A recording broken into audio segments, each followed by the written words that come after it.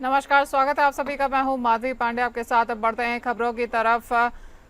पूर्व कैबिनेट मंत्री स्वामी प्रसाद मौर्य के कांवड़ियों पर दिए गए विवादित बयान के बाद लखनऊ में हंगामा मचा हुआ है। उनका घर जंग के मैदान में बदल गया है। एक तरफ विश्व हिंदू रक्षा परिषद के कार्यकर्ता प्रदर्शन कर रहे हैं और अपना प्रण पूरा करना चाहते हैं, वहीं पुलिस किसी भी तरह से उन्हें रोकने की कोशिश कर रही है।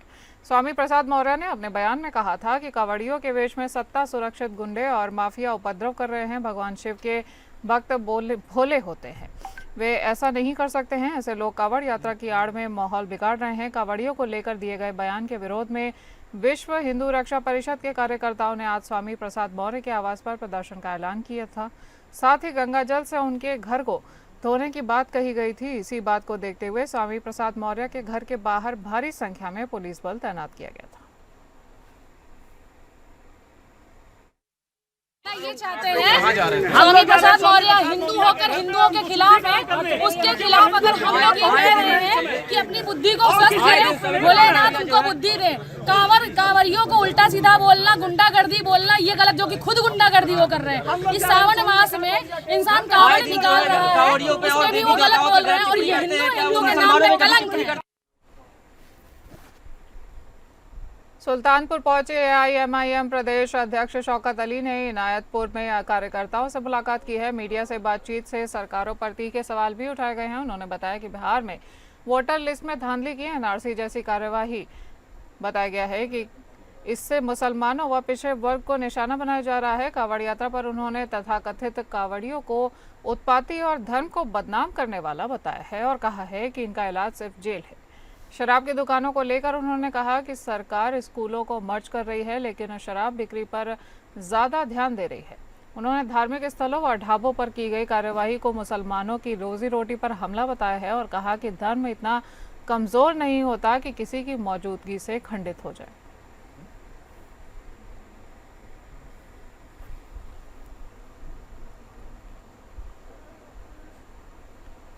कमजोर नहीं होता है कि आपने मुझे छू लिया, मैंने आपको छू लिया तो धर्म खंडित हो गया।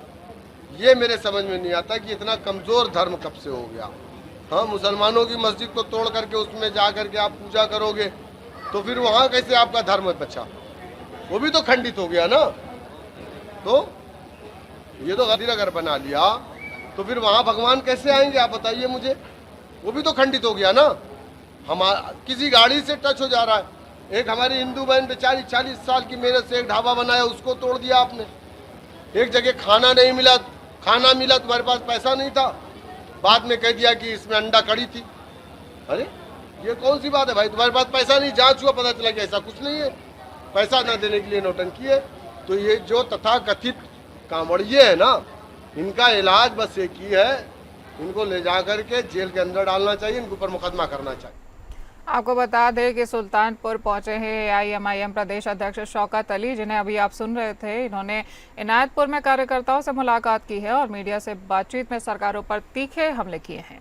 उन्होंने बताया है कि बिहार में वोटर लिस्ट में धांधली को एनआरसी जैसी कार्यवाही बताया है और कहा है कि इससे मुसलमानों व पिछड़े वर्ग को निशाना बनाया जा रहा है। वहीं कांवड़ यात्रा पर उन्होंने तथाकथित कांवड़ियों को उत्पाती और धर्म को बदनाम करने वाला भी कहा है और कहा है कि इनका इलाज सिर्फ और सिर्फ जेल है। शराब की दुकानों को लेकर उन्होंने कहा कि सरकार स्कूलों को मर्ज कर रही है, लेकिन शराब बिक्री पर ज्यादा ध्यान दे रही है। आपको बता दें कि उन्होंने धार्मिक स्थलों और ढाबों पर की गई कार्यवाही को मुसलमानों की रोजी रोटी पर हमला बताया है और कहा है कि धर्म इतना कमजोर नहीं होता है कि किसी की मौजूदगी से खंडित हो जाए।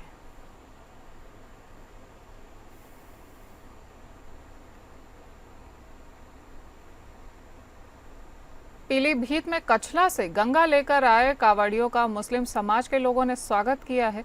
इस मौके पर कांवड़ियों ने ऊपर की फूलों की बौछारी की गई हैं और पटाखे फोड़े गए हैं और बम बम बोले के जयकारे भी लगाए गए हैं। मुस्लिम समाज के लोग रोडवेज बस स्टैंड के समीप कलीम शमसी के प्रतिष्ठान पर एकत्र हुए और गंगा जल लेकर आने वाले कांवड़ियों का अभिनंदन किया।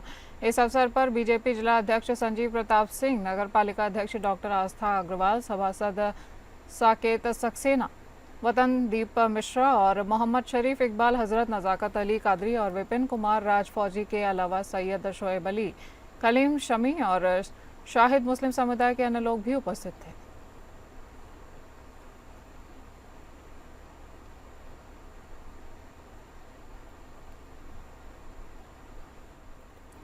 राजधानी लखनऊ में शहीद पर स्टैंप निबंधन विभाग मुख्यालय के निर्माण के लिए भूमि का शिलान्यास स्टैंप एवं पंजीयन निबंधन और मंत्री रविंद्र जायसवाल ने किया है। इस अवसर पर मंत्री ने बताया कि राजधानी लखनऊ में सभी विभागों का मुख्यालय है। इसको देखते हुए स्टैंप और पंजीयन निबंधन का मुख्यालय भवन यहां बनाना चाहिए। आज वह दिन आ गया है। अब विभाग का मुख्यालय 1 वर्ष के अंदर ही बनकर तैयार हो जाएगा।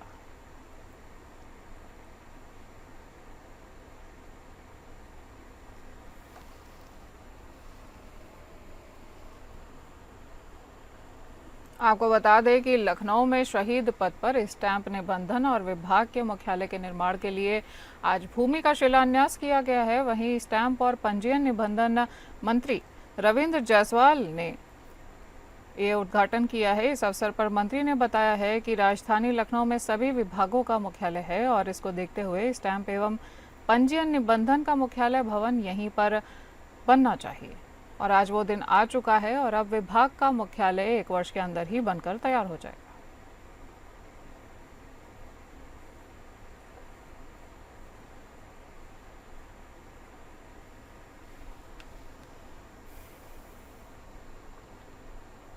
उत्तर प्रदेश के जनपद हापुड़ के थाना बाबूगढ़ क्षेत्र के शाहपुर जट गांव निवासी विधवा महिला बबीता ने मुख्यमंत्री जन चौपाल में पहुंची और महिला ने अपने बेटे की पढ़ाई को जारी रखने की मदद के साथ साथ अपने लिए किसी रोजगार की मांग की। मुख्यमंत्री योगी आदित्यनाथ से ये मांगी की गई थी, जिसके बाद मुख्यमंत्री कार्यालय से एक पत्र जिलाधिकारी हापुड़ को मिला, जिसके बाद जिलाधिकारी हापुड़ से मिलने पहुंचे और उन्होंने वहां पर महिलाओं से और उनके बच्चों से मुलाकात की है। अपनी सारी परेशानी जिलाधिकारी हापुड़ को महिला ने बताई है। वहीं जिलाधिकारी हापुड़ ने उसकी मदद करने का पूरा भरोसा दिलाया है। महिला ने कहा है कि मेरी आर्थिक हालत बहुत ज़्यादा खराब है, जिस कारण से मैं अपने बेटे की स्कूल की फीस भी नहीं दे पा रही हूँ। कई बार आत्महत्या करने का भी मन में ख्याल आया, लेकिन अपने बेटे को देखकर ये ख्याल मन से निकाल दिया, जिसको लेकर मैं उत्तर प्रदेश के मुख्यमंत्री योगी आदित्यनाथ से अपने बेटे की पढ़ाई को जारी रखने की मदद की मांग कर रही हूं और साथ ही अपने लिए रोजगार की मांग भी कर रही हूं। जिलाधिकारी हापुड़ से उनकी मुलाकात हुई है। उन्होंने मुझे पूरा आश्वासन दिया है। ऐसा महिला का कहना है कि वो मेरी हर प्रकार से मदद करेंगे। मैंने यही बताया था कि बच्चे की पढ़ाई के लिए, अपने रोजगार के लिए, कि मुझे कोई रोजगार मिलना चाहिए। मेरी मेहनत से मेरा बच्चे का पालन पोषण अच्छी प्रकार से होना चाहिए। कई बार मेरा मन आत्महत्या करने को भी मन कर रहा था कि मैं बहुत ज़्यादा परेशान हूँ इस बच्चे की तरफ से। मैं ये सोचती हूँ कि इस बच्चे का फिर मेरे बाद में क्या होगा। मुख्यमंत्री कार्यालय से स्पष्ट निर्देश थे कि बच्चे की पढ़ाई निर्बाध जारी रखी जाए। इसी क्रम में आज बबीता जी अपने पुत्र के साथ कार्यालय आई थी और बच्चे की पढ़ाई सतत जारी रहे, ये सुनिश्चित करने के लिए बच्चे की क्लास 10वीं तक की फीस हम एडवांस में स्कूल को पे कर रहे हैं। बबीता जी द्वारा यह भी अवगत कराया गया कि उनके घर में कुछ मरम्मत की आवश्यकता है। ग्राम प्रधान से कह के वो काम भी चालू कराया जा रहा है और हफ्ते भर में उनके घर के मरम्मत का कार्य पूर्ण करा दिया जाएगा। इसके अलावा रोजगार के संबंध में उनकी एक बात सामने आई कि उनको अगर कहीं पे रोजगार मिल जाता है तो जनपद में सेवा योजना अधिकारी के माध्यम से इसमें भी प्रयास किए जा रहे हैं। फर्रुखाबाद में कोविड-19 में संविदा के 38 कर्मियों को शासन के निर्देशन पर हटा दिया गया था। संविदा कर्मियों ने अपनी नौकरियां बचाने के लिए कई बार कलेक्ट्रेट में मुख्यमंत्री को संबोधित ज्ञापन आंदोलन के दौरान जिलाधिकारी को सौंपे थे। जिलाधिकारी ने कोविड-19 के कर्मचारियों को बहाल किए जाने के संबंध में शासन को पत्र भी लिखा था। शासन ने जिलाधिकारी के पत्र को गंभीरता से लेते हुए सभी कर्मचारियों को पुनः बहाल करते हुए कलेक्ट्रेट सभागार में सभी कोविड-19 के कर्मचारियों को नियुक्ति पत्र सौंपे हैं। नियुक्ति पत्र मिलने के बाद संविदा कर्मचारियों ने कहा है कि जिलाधिकारी की वजह से ये नौकरी मिल सकी है। उनका जितना धन्यवाद किया जाए उतना कम है। कर्मचारियों ने कहा कि पूरी जिम्मेदारी से अब वो नौकरी करेंगे। तो जो अपने जिले में स्टाफ नर्स के अभाव के कारण जो सेक्शन एरिया कमज़ोर थे या बंद पड़े थे या अव्यवस्थित थे, उनको स्ट्रेटेजिक पॉइंट ऑफ व्यू से पोस्ट किया गया। 3 नर्स दिया है ताकि 60 राउंड द क्लॉक 8 घंटे की टीम हो जाए। वैसे ही NRC में सैम मैम बच्चे जो आते हैं कुपोषण से के शिकार, उनको 14 दिन रखना होता है या 10 दिन 15 दिन जैसी परिस्थिति होती है, उसमें भी 3 महिला नर्सों को रखा गया है। आप देखते हैं जेरियाट्रिक वार्ड में सब भरे रहते हैं बुजुर्ग, वहाँ भी लोग 2 दिए हैं, 1 थे केवल, 2 दिए हैं। उत्तर प्रदेश के कुशीनगर में भी छांगुर की तरह धर्मांतरण के खेल का पर्दाफाश हुआ है। इस मामले में पुलिस ने 2 दिनों में आधा दर्जन मुस्लिम युवकों को गिरफ्तार किया है। इस गैंग के मास्टरमाइंड महिला हैं, जो कि नाबालिग हिंदू लड़कियों को बहला फुसलाकर उन्हें घर में भगाने में मदद करती थीं और पुलिस ने 3 लड़कियों को मुंबई से बरामद किया है। कुशीनगर की रामकोला पुलिस के मुताबिक इस गैंग ने 3 हिंदू लड़कियों को झांसे में लेकर धर्मांतरण कराया है और उनसे दुष्कर्म भी किया है। इसके बाद गैंग ने तीनों लड़कियों को मुंबई ले जाकर जिस फरोशी के धंधे में भेजने की भी योजना बनाई थी। इस मामले में 3 मुस्लिम युवक सहित गैंग की मास्टरमाइंड महिला को भी गिरफ्तार कर लिया गया है।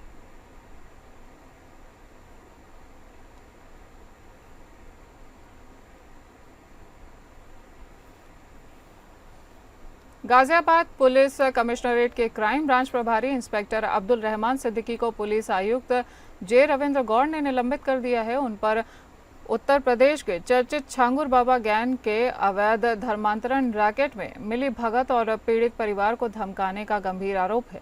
ये कार्रवाई मेरठ के 2019 के एक मामले से जुड़ी है, जिसमें एक लड़की के लापता होने और कथित धर्मांतरण की शिकायत के बाद सिद्दीकी पर जांच में लापरवाही और पीड़ित परिवार को धमकाने का आरोप लगा है।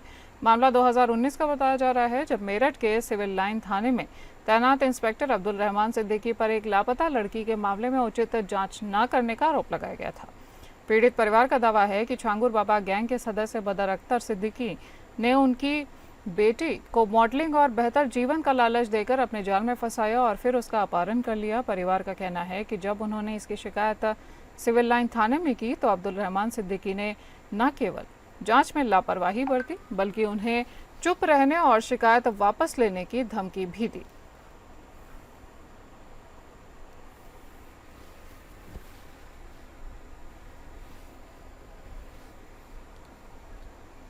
आजकल धर्मांतरण को लेकर कई खबरें सामने आ रही हैं। कभी कोई मुस्लिम शख्स झूठ बोलकर हिंदू युवती को फंसा लेता है, तो कभी कुछ और। सरकार लगातार सख्त कार्यवाही करती हुई नजर आ रही है, फिर भी अपराध कम होने का नाम नहीं ले रहा है। फिर भी आपको बता दें कि अब मेरठ के दौराला थाना क्षेत्र के दादरी गांव से एक अजब गजब मामला सामने आया है। यहां मौजूद प्राचीन शिव मंदिर में उस वक्त हड़कंप मच गया जब ग्रामीणों को पता चला कि 1 साल से मंदिर में पुजारी बनकर रह रहे युवक हिंदू नहीं बल्कि मुसलमान हैं। युवक ने खुद को कृष्ण बनाकर मंदिर में रहने की अनुमति ली थी। उन्होंने अपना नाम कृष्ण बताया था। मंदिर में पहले से ही कोई पुजारी नहीं था, इसलिए ग्रामीणों ने उसे पूजा पाठ की जिम्मेदारी सौंप दी थी। मगर जब ये राज खुला तो सब दंग रह गए। थाना दौराला में कल शिकायत प्राप्त हुई, जहां पर कि गांव के ग्रामीणों ने आकर बताया कि उनके गांव के मंदिर में एक युवक जो काफ़ी समय से अपना नाम कृष्ण कुमार बता रहा था, उसका असली नाम उन्हें कासिम पता चला और उनके द्वारा जो मंदिर में चढ़ावा आया था उसकी चोरी की शिकायत इन्होंने की। इस पर पुलिस ने जांच की, बताए गए आरोप सही पाए गए। ये युवक सीतामढ़ी बिहार का रहने वाला था और अपना नाम बदलकर मंदिर में सेवा करने के लिए रहने लगा और वहाँ पर जो चढ़ावा आता था उसमें चोरी वगैरह की इसने।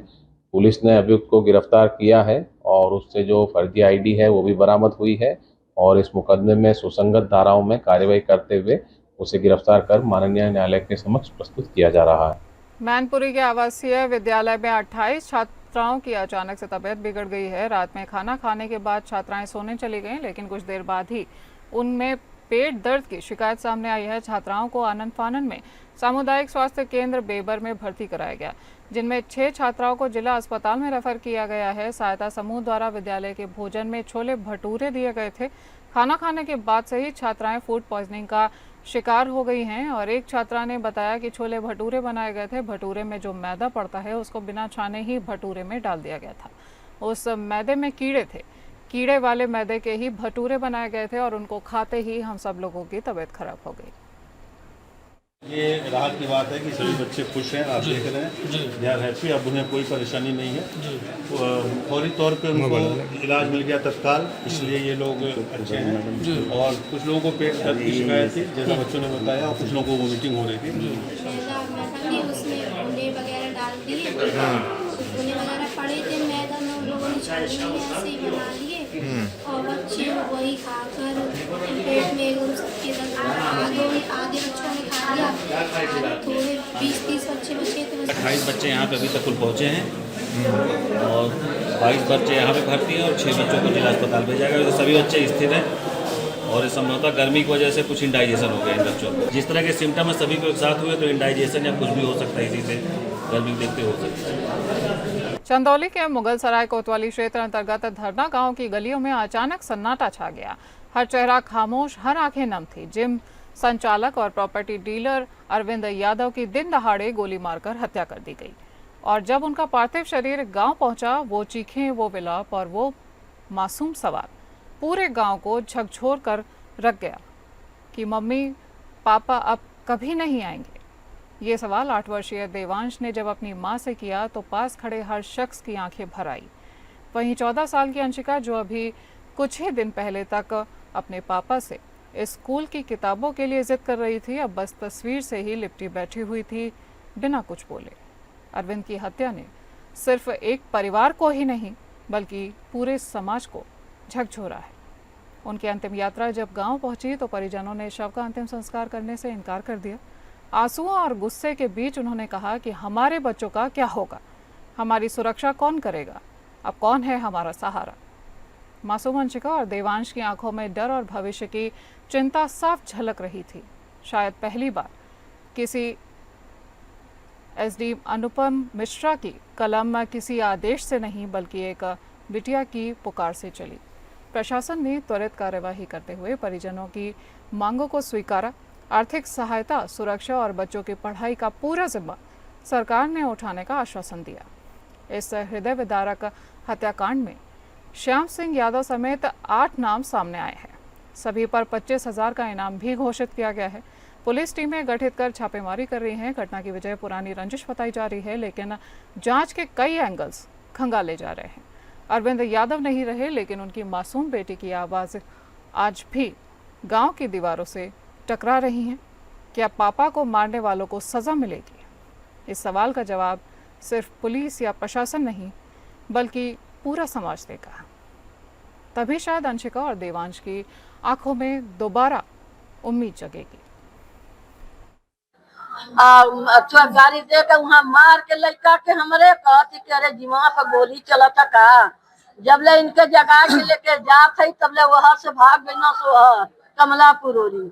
अब देखत बड़ी तो हमारे हीरा का मार खून पौटल बा, कुल लड़का जुट गई ना, तब ले गोली का आवाज सुन के कुल उठा के ले गई ना हमारे भैया के हॉस्पिटल। रात में सिटकिया के कुछ लोग आए थे जिन्होंने पहले भी मर्डर किया है सिटकिया में जो हुआ था, एंड उससे वहाँ पे ये आए एंड आफ्टर दैट यहाँ पे दरवाजा उन्होंने खटका, ताला अंदर से था, उनके पास बड़े हथौड़े भी थे, वो ताला अंदर से तोड़ नहीं पाए और यहाँ पे गाली भी देने लगे मेरे पापा को।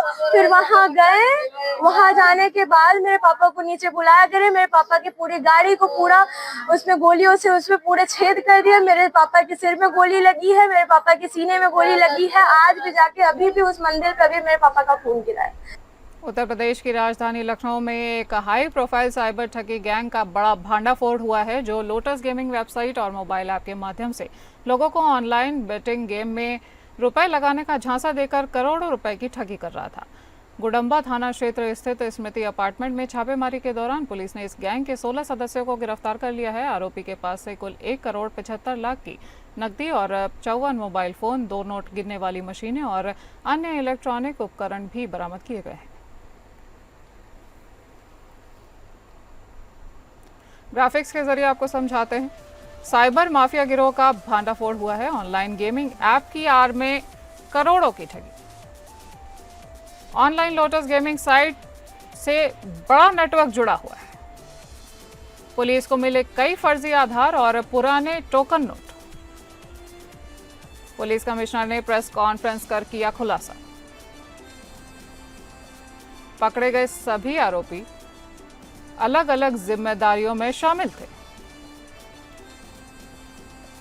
पुलिस टीम को मिलेगा 1 लाख रुपए का इनाम।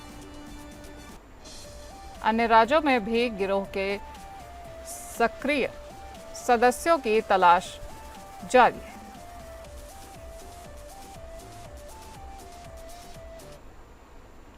शिकायत मिलने के बाद नौनहरा थाना अध्यक्ष दीपक कुमार को सोमवार की रात निलंबित कर दिया गया है और सोमवार 21 जुलाई की मध्य रात्रि नौनहरा थाना क्षेत्र के रसूलपुर गांव में श्रद्धालु कांवड़ियों द्वारा सार्वजनिक बिजली के पोल पर भगवा झंडा लगाने को लेकर मुस्लिम समाज के लोगों द्वारा विरोध प्रदर्शन किया गया है। उसके बाद दोनों पक्षों में मतभेद और मारपीट भी हो गई, जिससे मारपीट का वीडियो वायरल हो गया है, जिसमें साफ देखा जा रहा है कि एक पक्ष के कुछ लोग कांवड़ यात्रियों के साथ लाठी डंडे से मारपीट कर रहे हैं, जिस पर स्थानीय थाना अध्यक्ष और पुलिस ने उसी समय निष्पक्ष कार्यवाही नहीं की है। हिंदू संगठन के लोगों ने पुलिस अध्यक्ष से शिकायत की है कि इसके बाद पुलिस अधीक्षक ने तत्काल प्रभाव से नौनहरा थाना अध्यक्ष को निलंबित कर दिया है और नए थाना अध्यक्ष को प्रभार सौंपा गया है। वहीं पुलिस ने कार्यवाही करते हुए 6 लोगों को गिरफ्तार कर अन्य लोगों की तलाश अभी जारी रखी है और केस दर्ज कर विधिक कार्यवाही भी शुरू कर दी है। 20 जुलाई को थाना नौनहरा क्षेत्र अंतर्गत ग्राम रसूलपुर हबीबुल्ला में कांवड़ियों के द्वारा परंपरागत झंडा बांधा जा रहा था। इसी झंडा बांधने को लेकर दूसरे पक्ष के द्वारा आपत्ति की गई तथा आपत्ति करने के साथ ही मारपीट की घटना की गई। इस घटना के संबंध में श्री नीरज सिंह निवासी ग्राम भाला के द्वारा प्रार्थना पत्र दिया गया। प्रार्थना पत्र के आधार पर समुचित धाराओं में अभियोग पंजीकृत करते हुए श्रीमान पुलिस अधीक्षक महोदय के निर्देशन में 6 व्यक्तियों को गिरफ्तार किया गया। अन्य व्यक्तियों की गिरफ्तारी के लिए टीम गठित की गई है। उत्तर प्रदेश के हमीरपुर जिले की सदर कोतवाली के चंद कदमों की दूरी पर एक लाइव पिटाई का वीडियो वायरल हुआ है। वीडियो में एक युवक दूसरे युवक को जमकर पटक कर पीटता हुआ नजर आ रहा है। पीटने वाले दबंग का नाम किशन बताया जा रहा है। किसी मामले में दोनों युवकों के बीच विवाद हो गया था और इसके बाद दबंग युवक ने सदर कोतवाली से चंद कदम की दूरी पर भीड़-भाड़ वाले इलाके में युवक को पीटना शुरू कर दिया। इस दौरान आसपास खड़े लोगों को वहां भीड़ लगी हुई मिली और आसपास मौजूद लोगों ने मारपीट का वीडियो बनाकर सोशल मीडिया पर वायरल कर दिया।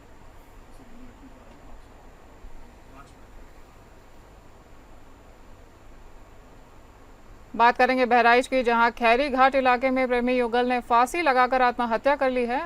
आपको बता दें कि दोनों एक ही गांव के रहने वाले थे। प्रेमी युगल के शव अलग अलग पेड़ों से लटकते हुए मिले और मौके पर पहुंची पुलिस ने दोनों शवों को फंदे से उतारकर पोस्टमार्टम के लिए भेज दिया है।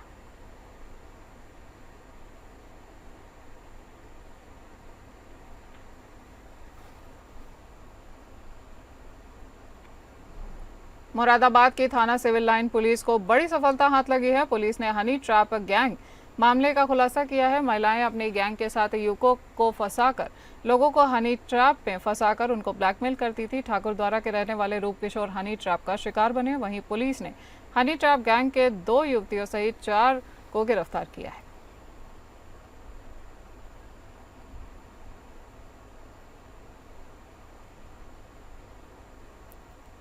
लखनऊ में पुलिस की बदमाशों के साथ मुठभेड़ हुई है। 3 से 4 दिन पहले इंदिरा नगर ब्रिज के पास महानगर क्षेत्र में एक पॉकेट मारी हुई थी, जिसमें 47,000 रुपए निकले थे। सूचना मिलने पर महानगर पुलिस द्वारा मुकदमा दर्ज किया गया था। डीसीपी के द्वारा इसमें घटना में 3 पुलिस की टीम लगाई गई थी। सर्वेलेंस और अन्य इलेक्ट्रॉनिक चीजों के माध्यम से ट्रैकिंग भी की जा रही थी। जब पुलिस की टीम गश्त और चेकिंग कर रही थी, 2 संदिग्ध मोटरसाइकिल पर आते हुए दिखे और पुलिस टीम चेकिंग के लिए आगे बढ़ी तो एक व्यक्ति ने भागने का प्रयत्न किया। उसके बाद दूसरे ने भी भागने का प्रयास किया और पुलिस के द्वारा रोके जाने पर फायर किया गया। जवाबी कार्यवाही करते हुए पुलिस ने फायरिंग की। आरोपी के पैर में गोली लगी और एक आरोपी भाग निकला। अंधेरे का फायदा उठाते हुए वहीं दूसरी मोटरसाइकिल भी एक आरोपी घायल अवस्था में मिला और पूछताछ में आरोपी ने अपना नाम कुलदीप उर्फ हेला बताया है और वो फर्रुखाबाद का रहने वाला है।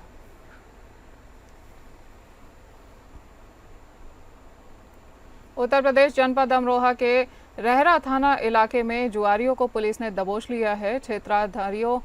क्षेत्राधिकारी हसनपुर दीप द्वारा थाना अध्यक्ष कुमरेश त्यागी अपनी पुलिस टीम के साथ मुखबिर की सूचना पर अवैध रूप से जुआ खेल रहे थे और 4 जुआरियों को न्यायालय के समक्ष भी पेश किया गया है। बताते चले कि छापेमारी के दौरान रेरा पुलिस द्वारा जुआ खेल रहे 4 आरोपियों को पकड़कर काली कार्यवाही करते हुए न्यायालय के समक्ष पेश किया गया है। जुआ खेल रहे धर्मवीर मैनी, विशाल आकाश मुरादाबाद थाना मझौला जिला मुरादाबाद को ताश के पत्तों से हार जीत की बाजी लगाकर जुआ खेलते समय 950 रुपये निकाले गए और पुलिस की कार्यवाही इसमें जारी है।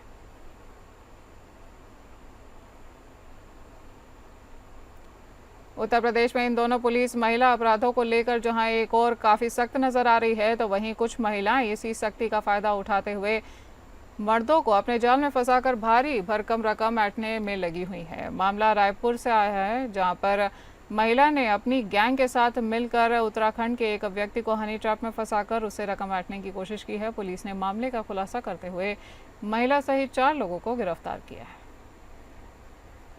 कल थाना भोट पर एक व्यक्ति ने सूचना दी थी कि उसको हनी ट्रैप करके उससे एक स्कॉर्पियो कार, 4 चेक, 50,000 रुपये, उसके सोने की चेन आदि ले ली गई है। इस सूचना के आधार पर तत्काल कार्रवाई करते हुए भोट थाना पर अभियोग पंजीकृत किया गया। विस्तृत विवेचना की गई। घटना में सम्मिलित 4 अभियुक्तों को गिरफ्तार कर लिया गया है। विस्तृत पूछताछ से ये तथ्य प्रकाश में आया कि ये हनी ट्रैप के मामले में संलिप्त थे और इनके कब्जे से चेक, स्कॉर्पियो कार, सोने की चेन आदि वस्तुएं बरामद कर ली गई हैं। विस्तृत पूछताछ की जा रही है कि इस तरह की किन किन घटनाओं में ये सम्मिलित रहे हैं। पूछताछ से ये तथ्य प्रकाश में आया है कि कुछ इसमें से अपराधियों की क्रिमिनल हिस्ट्री भी है। विस्तृत पूछताछ जारी है। पूछताछ में जो भी तथ्य प्रकाश में आएंगे उनके आधार पर अग्रिम कार्रवाई की जाएगी। इस बुलेटिन में इतना ही। नमस्कार।